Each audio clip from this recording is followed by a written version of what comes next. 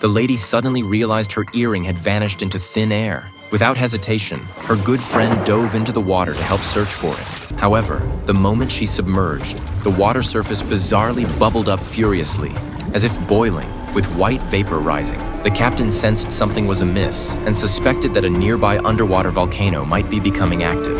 He decided to evacuate the boat immediately, but the lady, overwhelmed by emotion, insisted on waiting for her friend. The glass deck of the boat suddenly began to crack. None aboard survived. When the mayor saw the news report, he had no intention of issuing a warning. After all, it was peak tourist season, and an alert would deal a massive blow to the island's economy.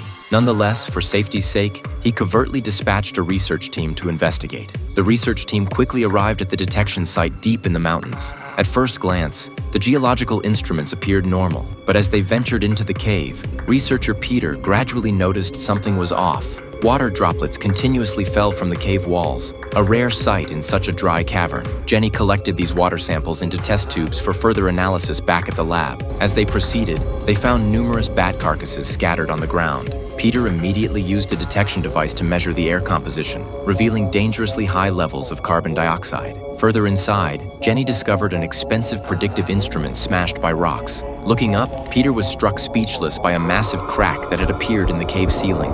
It was determined that this crack was right at the island's center. Should the volcano erupt, the entire mountain could split apart, causing about 5 million cubic kilometers of rock to fall into the sea, a volume equivalent to the entire Manhattan borough of New York City. If it plunged into the ocean, it would undoubtedly trigger a catastrophic tsunami. They swiftly reported their findings to the mayor, hoping for an immediate evacuation and warning notice. However, the mayor still refused to issue a warning. 3 years prior, he had mistakenly issued an alert and nearly lost his job. Now, without concrete evidence, he was adamant about not repeating that mistake.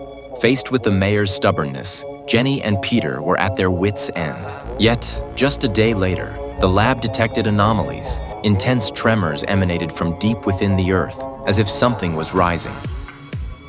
The mayor, thinking it might be volcanic ash that could pollute the air and impair aircraft visibility, immediately contacted the airport to ground all flights. Despite the swift order, one plane had already taken off before receiving the notice. By the time the control tower urgently called, the plane couldn't stop. Volcanic ash erupted, and tourists witnessed a staggering sight. A colossal plume of smoke soared into the sky, hundreds of meters high. The plane, having just taken off, couldn't avoid the ash and plunged into it.